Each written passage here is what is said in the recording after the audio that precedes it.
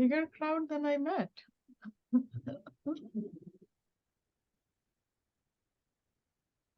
Well, I will go ahead and introduce Dr. Mazumdar.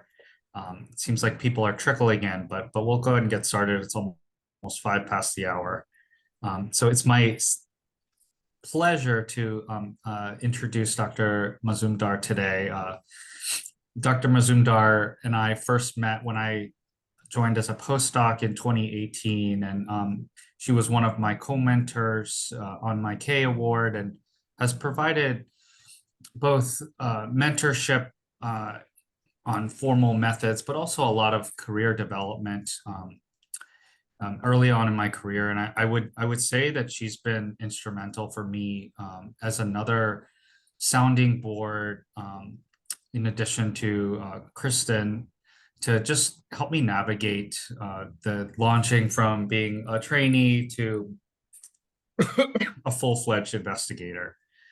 So a little bit about Dr. Mazumdar. She's a professor of biostatistics, and she directs the Institute for Healthcare Delivery Science, and it's the associate director of data science for Tisch Cancer Institute. Before joining Mount Sinai, she was the founding chief of the Division of Biostatistics and Epidemiology at the Weill Cornell Medical College and head of the Master's Research Biostatisticians Group at Sloan Kettering Cancer Center. She has a track record of collaborations with clinical, epidemiologic, and laboratory researchers in the fields of oncology, orthopedics, anesthesiology, neurology, and geriatrics. Her research is in the fields of real-world data analysis, continuously learning models, meta-analysis, clinical trials, and patient-reported outcomes. She leads efforts to make her field of biostatistics and data science diverse, equitable, and inclusive through novel models of teaching, mindful recruitment and mentoring, targeted conference planning, and advising as a board member of nonprofit organizations. Without further ado, I will turn it over to Dr. Mazumdar. Thank you so much for being with us here today. Oh, you're most welcome. So thank you everybody for joining. It's thank you, Raj, for the generous introduction. It's really a thrill to see you here as faculty and our colleague. You have really done so well and given every trainee a very good model to follow. I'm also bringing Dr. Melanie Besculadis, my qualitative research colleague at our institute, to chime in if we need any help in the qualitative side. And thank you, Brittany, for the very able organization of this talk and the session with the postdocs before that I had. We really learned about each other, and I'm sure we will be in touch. So today, I'm bringing you a talk that's quite expansive, but I'm going to really expose you to a few of the elements. So the title of my talk is Multi-Phase Mixed Method Evaluation of a Machine Learning Screening Tool for Malnutrition using real-world data from hospitalized patients. And this is really the kind of work that we do at the Institute for Healthcare Delivery Science, which I direct and Melanie is part of. And I also have big part in Tisch Cancer Institute, and I'll talk to you about those issues another day. Now, there is a construction going on my side. I'm hoping that you guys are not that affected by the noise. Is it okay? All right, great. Okay, so let's see. My page is not progressing. I don't know why. Okay, so I have no disclosure. So this is the learning objective I'm setting for this talk. So I'll expose you to machine learning-based artificial intelligence tool development, explain why the AI/ML gain in contrast to the statistical models. So I'm a statistician who is starting to do this kind of modeling. So there is something special about them that I'll tell you about. I'll also introduce a bit to the qualitative research and how it plays a role in assessment and evaluation of these tools and when to time this kind of study. So I'm really giving you an overview of a general framework for pragmatic evaluative studies using real-world data. And to do these kind of studies, you really need a big team. And so we are starting with the Institute of Healthcare Delivery. Two of us are statisticians, two of us are qualitative researchers, and two of our administrators, program managers, student kind of people. So you need that. And then we have a big group of clinical data science team on the hospital side, who are the data scientists and the data engineers who work in the EPIC EMR type of issues. We also need support from the hospital leadership to do this kind of work. So Dr. David Rich, our president, is the sponsor of this project. And then since this is a malnutrition project, we are also involving dietitians. So depending on whichever subject matter you're working on, you need to involve them. And then there are many others who are in acknowledgement, but this was the research group who are part of the writing of the publications.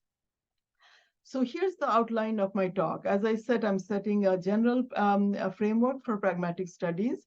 The particular problem I'm working on is malnutrition, and so I'm going to define that and tell you about the malnutrition burden. I'm going to tell you about the rule-based diagnostic tool by which the malnutrition screening happens. And these are the tools that are based on statistical models. And I'll tell you about some of the weaknesses of them and why we think that the machine learning algorithm might be a good fit for this kind of setting. And I'll show you how we developed MUST Plus, an enhancement of MUST using the ML algorithm. Then the phase 2, I'll talk to you about qualitative research, and I'll tell you why they are valuable, especially when we are implementing these kind of ML algorithm into our workflow. And then in the phase 3, I'm going to talk to you about the pragmatic research study. And the main difference between the phase 1 and phase 3 will be in the evaluative metrics. So here you will see a lot of statistical metrics, which are not quite clinical and not quite process. So in the phase 3, you really need to showcase why this AI tool that's now implemented is really impacting clinical care somewhere or clinical care delivery efficiency somewhere. And with that, I'll look forward to discuss with you, to see how we can really make EMR setting accessible to all of the researchers, not just some of these, group projects that are sponsored by the presidents on the hospital side. And in general, seek your help in changing culture so that the data can be shared with other institutions, because as you will see that even machine learning models require a lot of data. And even if you start with EMR and think Mount Sinai is a big system, the numbers really kind of whittle down to a much smaller number. And so having collaboration with others becomes the key. And with this whole setup and the story that I'll tell you, I'll also challenge you to think, could you replace this malnutrition with any diagnosis of your choice and perform a similar study? And what will it take? What kind of team will it take to do that kind of work?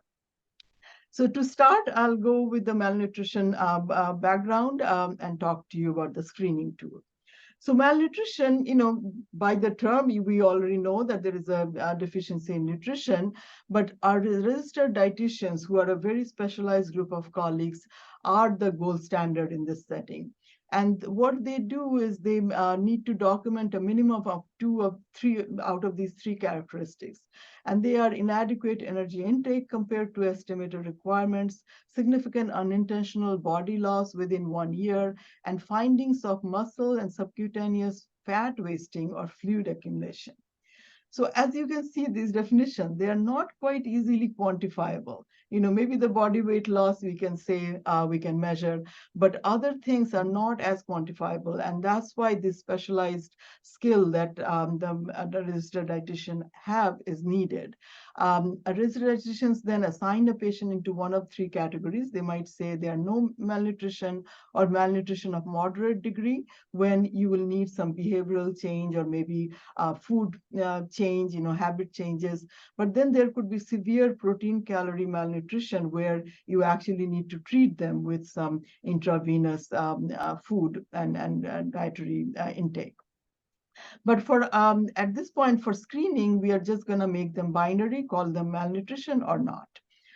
So this is specialized, right? Ideally, we need these folks, but we just don't have enough number of registered dietitian in any hospital.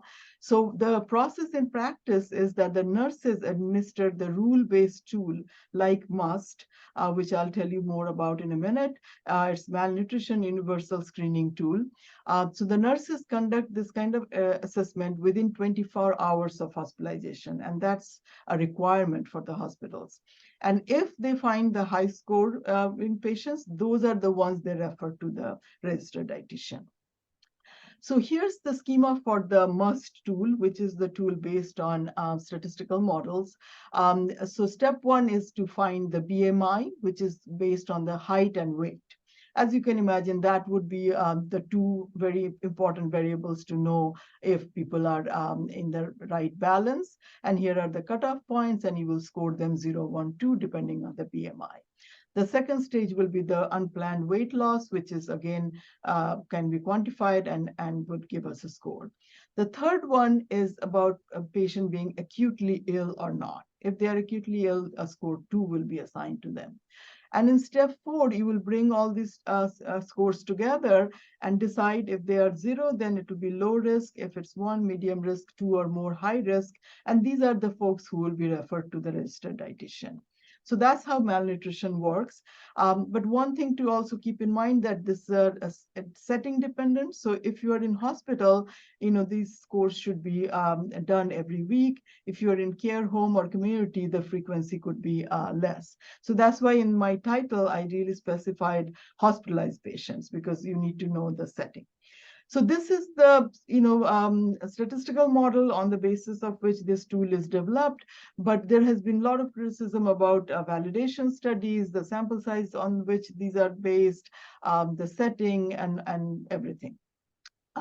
So we'll talk about that a little bit, but let's first look at the full picture together now. So for the quality measure of malnutrition, what we need to do is within the first 24 hours, nurses need to diagnose screening using that tool that I just showed you.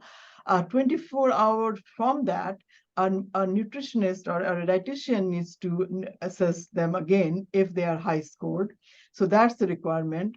If they are found malnourished, then a nutrition care plan needs to be prescribed, and patient needs to be started on that. And then there is a fourth step where for the appropriate documentation of malnutrition, a physician needs to actually validate the dietitian's recommendation for malnutrition. Unless the physician does that, this doesn't go into coding, and we don't make any money or get any reimbursement for the malnutrition.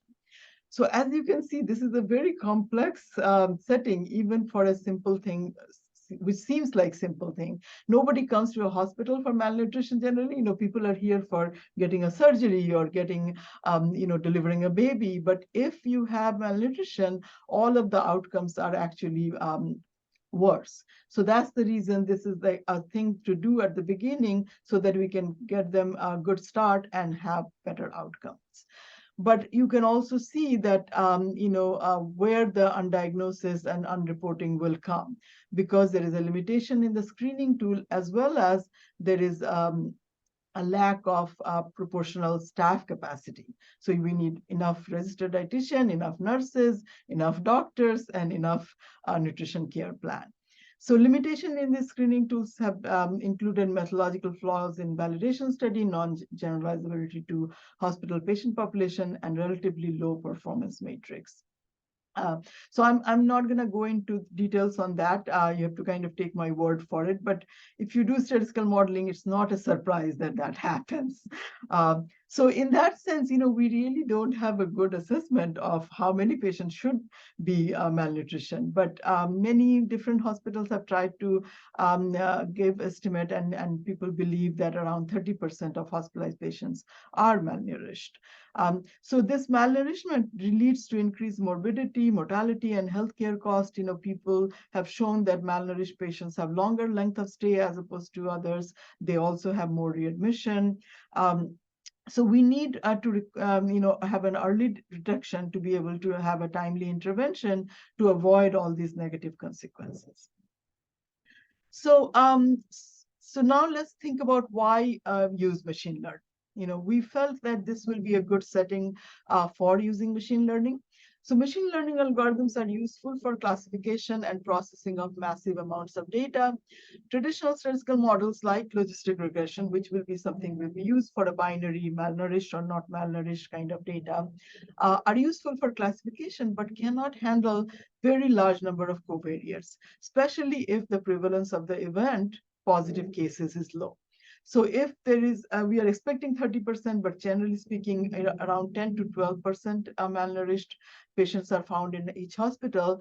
So in logistic regression, we will be able to only input certain amount of covariates. But since malnutrition seems like a whole body thing, just weight, height, and weight loss might not be capturing the full depth of malnutrition. So that's why we might need to bring in all kind of data, and that's why machine learning might work better than statistical model in concept. Also, because statistical functions are difficult for nonlinear relationship between covariates, dealing with interaction effects, presence of outliers, all of these become tricky for statistical models. When you are bringing a lot of covariates, all of these issues have to be dealt with. So that's another reason we thought of machine learning models, because they are naturally robust to nonlinearity and presence of outliers. So we started with this hypothesis that machine learning models have the potential to identify those at risk for malnutrition more effectively than standard ML screening like tools like MUST.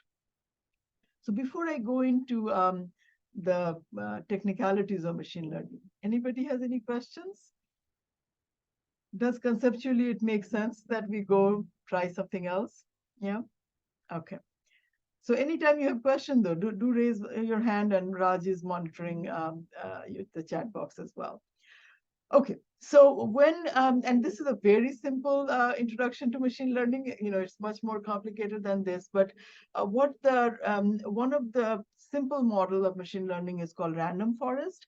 And random forest builds a large number of decision trees at once, each utilizing a subset of variables. So let's say there are 80 covariates I come up with that might be related to malnutrition. And since we are building this within Epic, we can use many different kind of data. What we do is we create maybe 600, large number of trees, and take a subset of data, let's say 20 variables for each of the trees. And what we try to do is we start with one variable, try to see, find a cut point on that variable to high and low, and see which group is connecting to malnutrition better. Okay, so that would be the first step. Then in the second step, within the low group, we might take another variable, let's say hemoglobin, and try to find a cut point on the hemoglobin and see which side, high or low, is connecting to the malnutrition. So we kind of just go one variable at a time and try to binarize them and use the correlation structure. So that's a very simple approach, and it feels like, how is this gonna be any better than statistical model? But we have found in simulation that in many settings, this kind of simple process works well because we are able to process a large number of data, and that we don't have to really figure out the mechanism why this works. If we can show that the classification is better. So this is what we do. We create a big number of trees and we join those predictions together to come up with a random forest prediction. And it has been shown that for classification problems like the binary problem that we have on our hand, with a complex multidimensional healthcare data, this method actually ends up working out quite well. So that's what I'm going to tell you of the process of how we do the model, what are the model performance that comes, and we'll compare it with the rule-based model that I talked to you about. So we started this project in 2017. So these projects take a long time, almost a 5-year mark to get them done and publish and have it embedded in workflow of the clinicians. So the type of data we can get, because we are in Epic, we can use the admission discharge transfer events, we can use physiological data, we can use lab data, we can use structural clinical assessment notes from nursing. So variety of data that wouldn't you wouldn't think of for predicting malnutrition, you can get all of those data and start building the model. What one particular thing that we really need, and that's where some restriction come, is this labeling of gold standard. Since we have to train the model, we need to know the ground truth. So we have to take the RD model and say the positive group and the negative group, malnutrition versus not. And that's where the prevalence gets decided. So we found that in our data for 1 year, 13.3% malnutrition evaluation is available. Madhu, can I ask a question, clarifying question? When you said you're using Epic data, is this from the Mount Sinai data warehouse, or how does that, how are you using the data? Because there's several investigators on this call that are using the MSDW, so just some insight would be helpful. Yeah. So, this one, we really did not use MSDW data, even though MSDW data will have it in their warehouse. We are actually using it in clinical practice. So since it's a hospital project, we are actually, and we needed it to be used in as patients are coming in, they are actually within the Epic in a clinical setting, but in the background. So they are not actually using it, but we are using their data in real time. Okay. That's really neat. Yeah, I'm thinking of Dr. Bannon here. A lot of her work relates to this. So yeah, maybe at the end of the talk, she can ask a more pointed question on the logistics of that. But yeah, sorry to interrupt your flow, but no, this is good. The interruption is needed because we want to do these more kind of projects more. So any question comes, please do ask, but I don't need to go through the whole thing because many of these are published, so you can read the paper. So I will say that, most of the time getting permission to do this kind of study is hard. Because we do not want to interrupt the physician's workflow. So that's why I showed the president's name here. So these are projects that the hospital really has to feel that we need solution to. And most of the time, these also have to be revenue generating projects because these are very complex projects. So the diagnosis that you think of have to have a revenue attached to it. That's when you can get the hospital interested. But at the same time, since the first project is always harder, now that we have done 3-4 projects like this, so we have done it for delirium, we have done it for C. diff. You can think of other projects, but we have to convince our quality leadership team of the hospitals that this is an important thing to study and that it needs to be done in a research project manner. All right. Yeah. So it is in real time. And so within 2017 to 2018, we found that we have captured 32,000 or so unique patients. They were responsible for 41,000 unique admission. But when we restricted them to the label by the registered dietitian, look at the number. It goes down quite a bit when you require the labeling, because registered dietitians are handful in numbers, so they cannot get to all of the patients. But still, as you can see, it's a very big number. But this is where now the methodology will come in a little bit. So we asked, we want to do the prediction for malnutrition. When should we do the prediction so that it will still be valuable? Because if you did it at the very end, at the discharge date, close to discharge date, then there cannot be any intervention. So the doctors and the dietitians told us that if we need at least 2 days to have any value for this prediction. So that's how this 48 hours prior to discharge clause was added.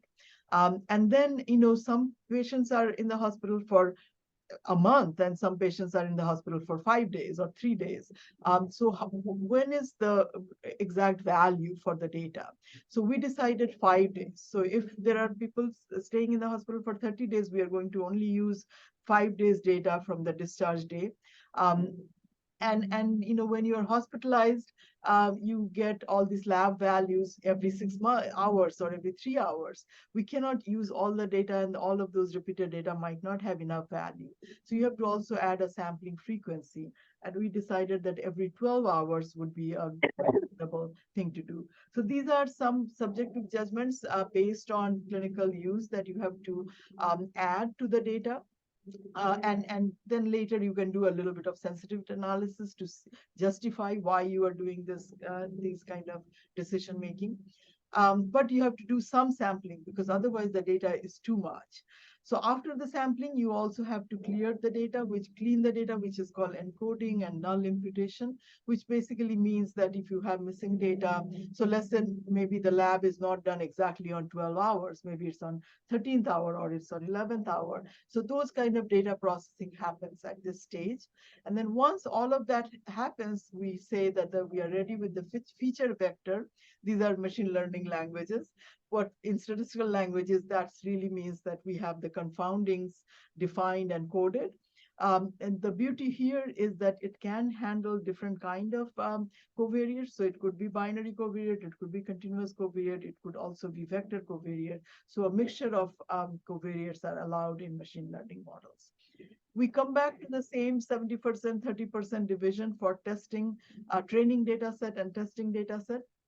So 1197, 987 admissions are in the training and the rest in the admission. Now here comes another special feature of machine learning, which is very different from statistical modeling. So you remember the 13.2% was our prevalence rate.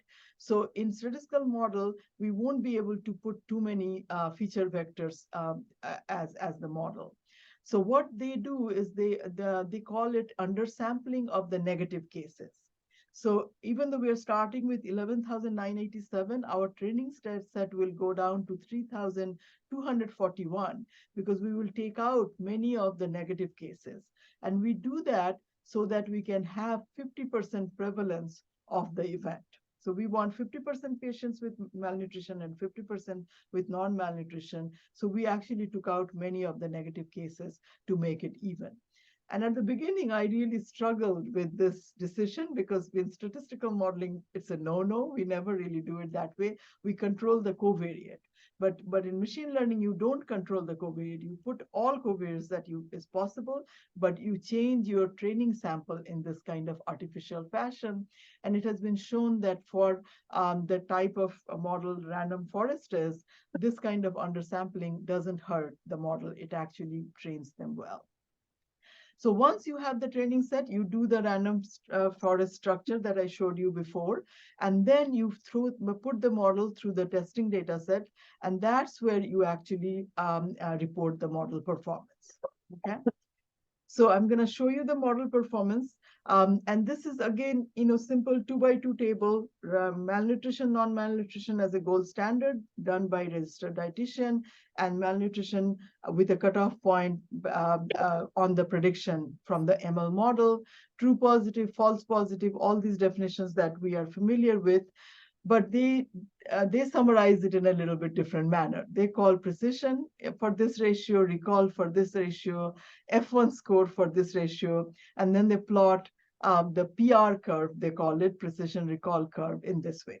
Okay, but I'm going to show you the way we do the statistical stuff, the sensitivity, specificity, accuracy, and the AUC, and also what the machine language folks use, which is F1 and AUC.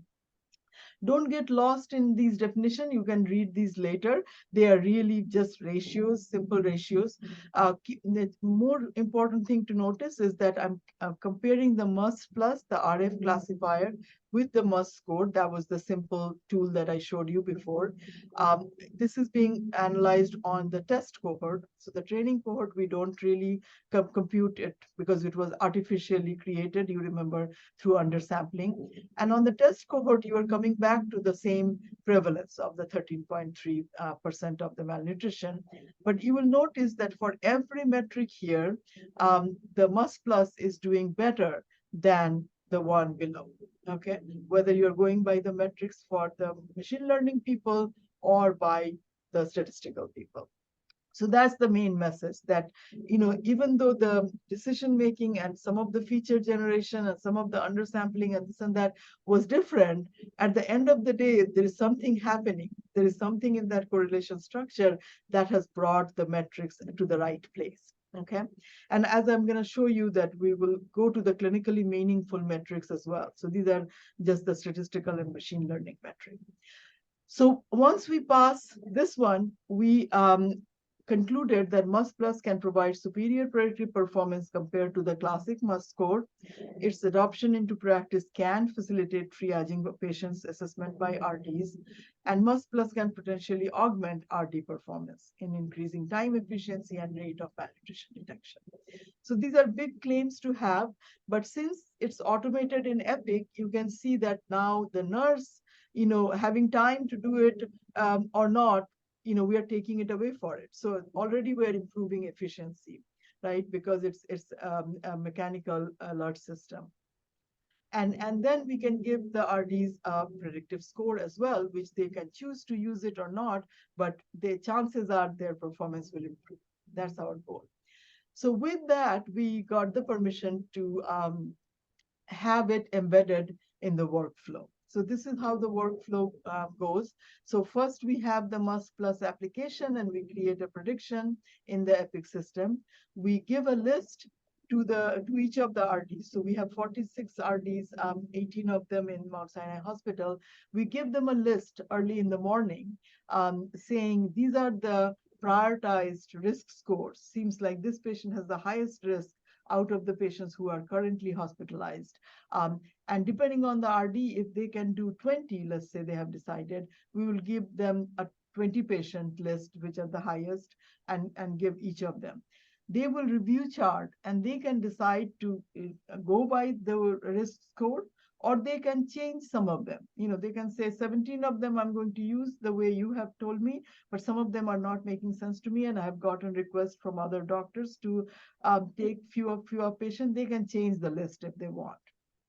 And I'll show you later how much of the RDs use the guidance or not. So that's what they are doing. They're conducting their examination, and if the RDs say that the malnutrition is yes, then they will document it in their flow sheet. They will then start providing the intervention to the patient. They will also document it in the doctor's sheet, and if the doctor validates that, then it will go into coding. Okay, and then the patient will get the intervention, have any other surgery and treatment they came for, and then they will get discharged. And we will suppress this patient in the system, and they will never get malnutrition assessment again. But if the malnutrition was no, we will suppress that for 3 days, and after 3 days, the prediction will happen again. So that's the beauty of having ML models within Epic system, because you can have all these alerts automated. And that way, nurses might forget to go back in 3 days to do it again, but the machine will not forget. So there is already a gain in terms of how many times we are going to the patients and testing them for the scoring. So we felt that there was a successful implementation at Mount Sinai, and so we opened it up to 5 other hospitals facilities and began using the MUS Plus. Madhu, I got a question in the chat. Were there any significant differences between patients who had an official diagnosis of malnutrition compared to patients who did not and ultimately didn't make it into your data set? And if there were differences, how do you think that would impact the generalizability? This is from Divya. Okay, so Divya waited a little bit. So that will be our phase 3 study. That's where we will really go into the clinical outcomes and see the patients who were malnutrition, do they have any other outcome or not? So I'll get back to you on that. I think my question was actually a little bit different. So in the flow chart that you had, you showed that you only included the individuals who, like in the machine learning one, sorry, to interrupt you, yeah. My apologies. But you went from 41,000 unique admissions to 17.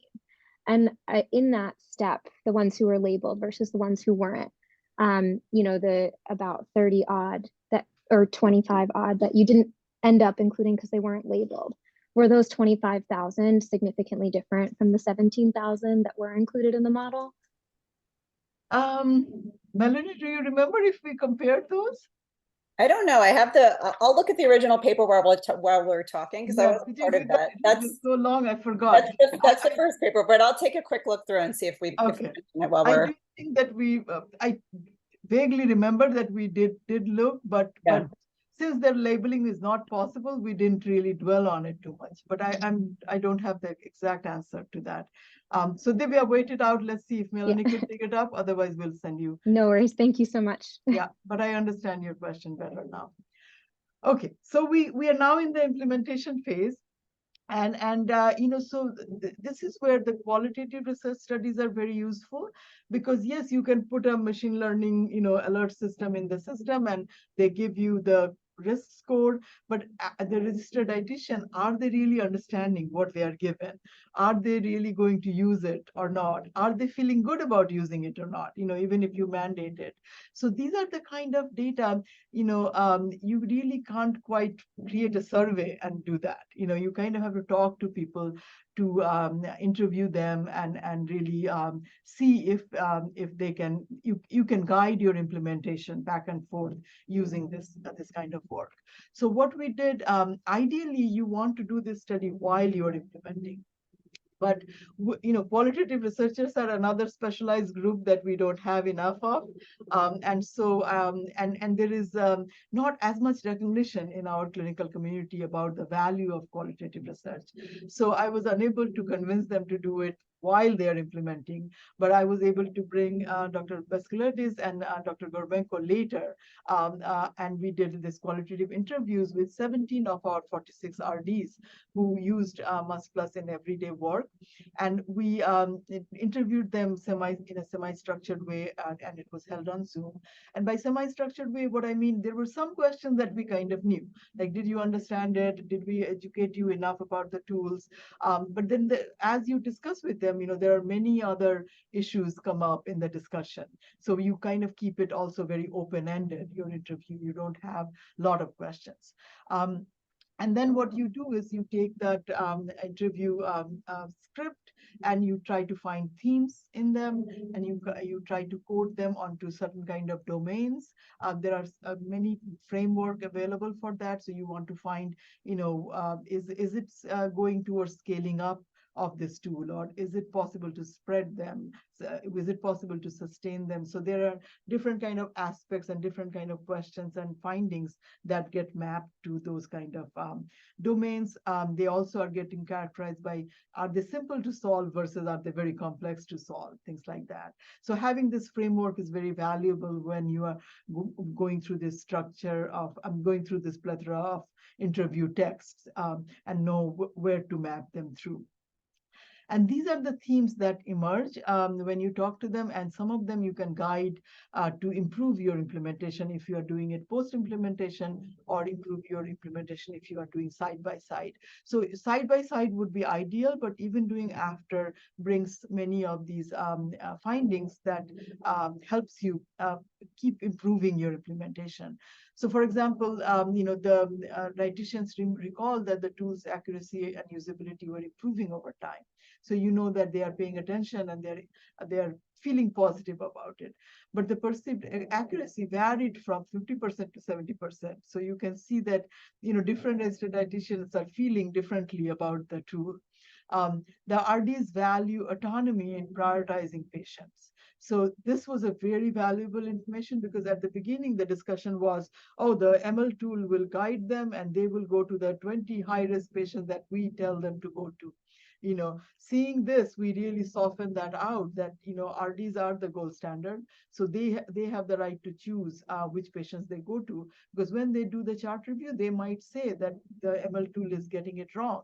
And this is the reason I need to go to another patient, so they can prioritize their patients in any way they want to. And that was very important for high adoption of this tool. So you can go through these comments, and you can see that most of them are actually positive kind of sentiments. And so you can kind of feel from this that they are going to use it if we educate them well. So for example, this depth of understanding varied by hospital. That told us that when Mount Sinai Hospital was our first hospital, so we put a lot of effort into educating them and telling them, and they were part of the data science team and discussion. But when we throw it out to other hospitals, it kind of went as an electronic tool embedded in your hospital. Maybe we visited them once or twice to talk about it or give a talk, but we really didn't engage them as much as we should have. So this really taught us that for the next time we need to do a better job. When they say RD prefer a single screening tool, that was a very good moment for us, because at the beginning, we kind of kept the must going as we were bringing in the must plus, and as you can imagine, the names are similar. It got confusing for the RDs. Which one are they using? Why are they using two? So them telling us that we prefer one really helped us in replacing must by must plus. So this is the qualitative kind of study, and it's published, so you can look that up and get more information about it. It's really a very different kind of study that the quantitative researchers do, and I really have uh, utmost respect for these qualitative researchers, because they bring in information that we never would think of collecting until we get the guidance from them. And we are lucky to have two very good qualitative researchers now in our institute, and they are creating a qualitative hub, and we have conferences and seminars that they are organizing every month. So anybody wants to be part of qualitative research or learn about it should connect with Dr. Beskulat is here, and she's organizing that. All right, so then we kind of felt good about the evaluation and about the implementation, and went to the phase 3, where the evaluation will be prospective, and it will capture the outcomes that will make sense clinically. And this is the paper that's still undergoing revision, so you'll have to get a copy from us. So this is the result from that. So remember all the metrics that I was talking about: sensitivity, specificity, accuracy, F1 score, AUC score. So, and these are the 6 hospitals. So MSH is our big hospital, where we developed it, but these are the West and the Queens and Brooklyn and Beth Israel. So then the cohorts are smaller, but if you look at the numbers, they are pretty comparable. 0.8 pretty much for the AUC score, 0.6 pretty much for the F1 score. But the case mix for these hospitals are actually quite different. Different ethnicity. Queens has more Asians, and Brooklyn has more elderly folks as well. So there are some differences in case mix, and I'm not going through that data with you today, but they are in the paper. But this having very similar metrics was quite assuring to us. So then comes, the different kind of metrics that we wanted to look at. So the first metric we wanted to look at is, do the RDs actually use the score to guide? So remember, we left it to them. We didn't say that you have to use. We gave them the score. They have the right to change. So this is the ratio that's defined here. And what we found that on average in Mount Sinai Hospital, 97% of the patients that RDs were seeing were the one that were guided by the ML tool. In other places, there were a little bit less, but still most of them are higher than 90%. So that was a very good thing, because many times you will find that the AI tools are there and very high AUC, this and that, but nobody is using it, even if it's in the system, or people are using it because it's mandated and they're grumbling. So that's not our case at all. We really gave them the right to choose, and they have chosen the AI tools because they have felt that this guidance has helped them. So that's a very big win for us. Now, the success rate. Success rate means how well the score predicts malnourishment compared to the RD assessment. So that means that the hospitalization that were visited by an RD, which we found that the 90% of them are guided by the AI tool. So if we get a high percentage of actual malnourished patients, that means the AI tool is working well. But look at the numbers here. The average is not so high, right? So 57% of the MSH patients that the registered dietitians are seeing are actually malnourished. So given that they were adopting 90% of the AI tool guidance, is telling us that this is not as good. This needs to improve. There is a lot of space for improvement. So this is what I meant by the pragmatic study versus that ML study or the statistics study, the phase 1 and phase 3. Those statistical tools where we see the AUC of 0.8, when you bring it down to actual numbers, they are kind of different.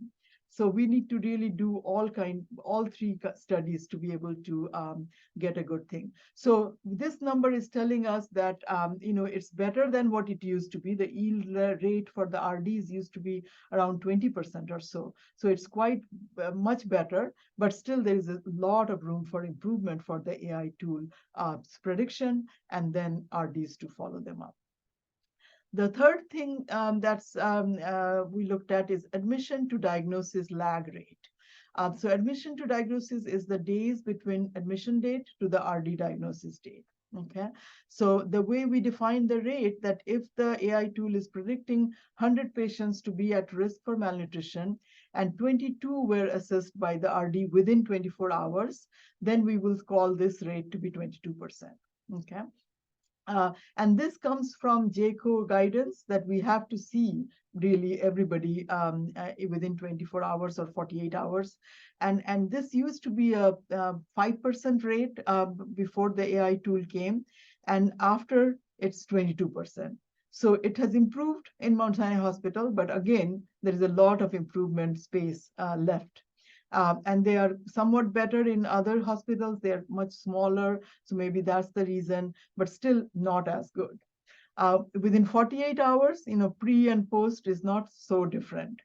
So there is, again, a lot of improvement. So more than 48 hours, we still have a big chunk left over who we are reaching after 48 hours that needs to be made upfront. So this data, again, is telling us that we have improved using the help of AI tool, but not as much improvement. And part of it is AI tool and part of it is staffing, right? We don't have enough RDs who are going to them. So increasing that number, or RDs choosing the AI tool guidance, increasing that numbers from 90% to 100%, both step needs to be happening to improve these numbers. So I'm also going to show you a limited pre-post comparison, and this one will be restricted only at MSS because other hospitals, we just started with them with the AI tool, so they didn't have the pre-implementation part. So what pre-implementation part means is this 12 months, 2017 to 2018, where nursing was doing the must, and only those who were high scoring were going to RDs. And 2019 to 2020, we chose, for post-implementation, because of the COVID, we had to take out some of the months. Here, Must Plus has replaced Must fully, and then the automated scores are the only thing that's guiding RDs. So with that, we first wanted to look at the documentation rate. So remember, the physician progress note has to say malnutrition validated by the RD diagnosis to be able to get the coding done and get the revenue generated. And this is the ratio. And as you can see here, so I'm showing you the 12 months. This one is the pre-implementation phase, the solid line, and this is the post-implementation phase. So if you go month by month, post-implementation is higher than pre-implementation, but reality is this percentage is not that high. It still is like 10–15%, so the doctors still don't validate the RD diagnosis in their flow sheet, and hospital is still losing money for that. Patients are not losing because patients' treatment gets started with their RD diagnosis, so that's the good news.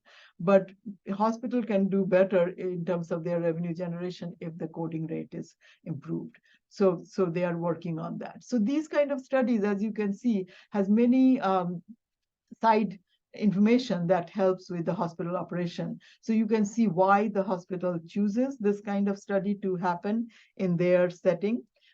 So when you are thinking of a project, keep that in mind, that you have to get something, win from the hospital side as well in your project. Coming back to the malnutrition diagnosis, how often are the RDs identifying patients as malnourished? Again, you see that post is higher, but it's not reaching, again, that much of a height. It's again, around 13%, the number that I showed you before we have implemented the ML. So there is, many other factors that are working here that's dampening the effect of the AI tools prediction. The staff and hospital culture, the doctors not recognizing the registered dietitian's diagnosis, all of those things needs to improve to be able to make a dent on the malnutrition rate. So takeaways from phase 3 is that the malnutrition identification, documentation, and admission to diagnosis lag has improved, adoption was high, and it did not interrupt the RD workflow, which is a big worry of the hospital. And the ML model is expected to improve by learning using the feedback loop. So this is a very big thing in the ML field, because in statistical model, we do a modeling, we give them model, and then we move on. We don't go back and keep doing the continuous learning thing. But in ML model, since diagnosis is happening, if the dietitian found that AI tool was wrong, it will feedback that it will give to that, and that will keep improving it. And so, but what we have to do is we have to keep the adoption high through training and engagement. And then together, AI model improving its prediction and the adoption remaining high and people remaining engaged, we will expect a larger gain in all of those metrics that I showed you. So, and generalizability wise, although these models are not directly transferable to other health systems, if we do a statistical model, we can give the beta coefficients for a logistic regression and anybody can compute that prediction. For ML model, that's not possible. But if another health system has sufficient data and data science resources, seeing how we have actually done the work, it's much easier for them to follow that. So there is still gain in that, but that's where the data sharing issue comes in. If we can share this model with NYU, then they can really, since they have Epic EMR, they can actually do the same coding, and we can input this model there faster.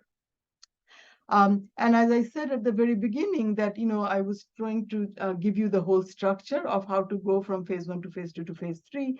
This paradigm can be used for any other classification problems of your choice. So we have been lucky in being published for the retrospective data. The first part, the phase 1, you will find that here. The qualitative study is also published now. You'll find that here. The prospective data one is going through the second review, and that's the one you have to get a copy from me. But all of them is available to you, and I really hope that you'll be able to use this structure in your setting. So I'll take questions here. Melanie, were you able to find the answer? No, we don't really say anything very much about that figure 1 in there. We don't say anything about the label or what happened. We just say. I have a feeling I probably have it supplemented somewhere, because I'm sure that Arash could answer that for you in a hot second, but we just say that we did 10-fold cross-validation, blah, blah. So we don't really get into it. Okay. All right, Divya. To be followed. No worries. Thank you. Okay. Any other question I can take? Yeah, I have one actually. And actually, Melanie, I think you sort of inadvertently started to answer it, which I wanted to hear a little bit more about that undersampling the negative cases to get to 50%, because I had the same reaction you described. I kind of went, how do you draw those cases? It does sound like you mentioned you did cross-validation. So did you cycle in and out a different subset of that undersample to do the cross-validation, or did you select the sample and then that was it? Yeah. So if you go to the first paper, you will find the references where the undersampling issues have been studied. And you will see that for this kind of classification problem, that undersampling, enriching the training set that way actually yields a better model. So is it a random selection of cases? It is a random selection. Yeah. So you Interesting. take the negative group and you randomly select matching with the positive group so that the prevalence becomes 50-50. Yeah. Great. Thank you. But it's very counterintuitive, Lisa. I really struggled with it until I actually read all those papers and saw the result. It really is, their belief is that because they are just doing those, classification and tree building happens, works better when you have a 50-50 classification. And since they are not really measuring the evaluation measures, performance measures on the training set, it really doesn't take anything away from them. So the cross-validation was later. That's the 70-30 part. Sure. Yeah. Sure. Thank you. Sarah, go ahead.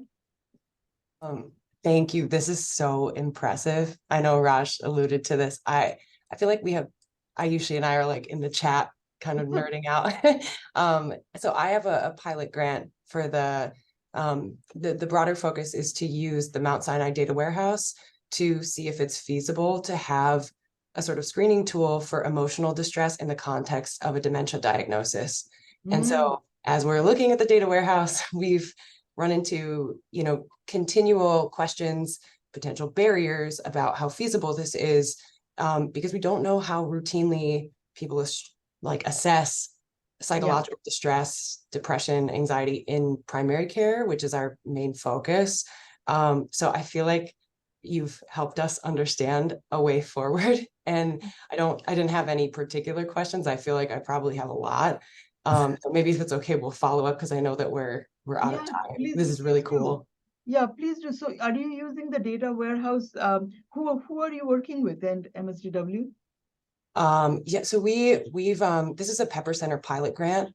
Alex Fetterman is the primary mentor, and he posed this to me because I have a separate grant that's focused on intervention development. And he was like, you should really see if you can develop some sort of screening tool, because the bigger picture is if we can flag people who might be at risk for worse adjustment based on emotional distress, we have an early intervention that could prevent distress, promote adjustment, and we'd know who to prioritize. So I feel like just kind of trying to figure out how that would fit with the intervention piece that I've been working on. Yeah, so certainly touch base if you couldn't figure it out. Every project is a new project when you're working with EMR data, but there are still some commonality and some learning that I can share. But yours probably is even rarer, in findings. So we'll have to think about it. But you have talked to Arash Kia, you said?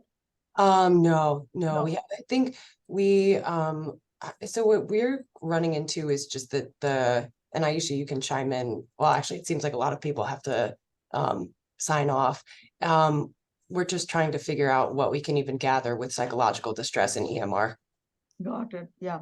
Okay. Let's touch base separately. Cool. Thank you. This is great. I just want to add to that. There's a lot you can do. I mean, becomes even bigger, but you can go through notes that don't necessarily get coded and look at, use natural language processing to go through stuff, which is a whole next level.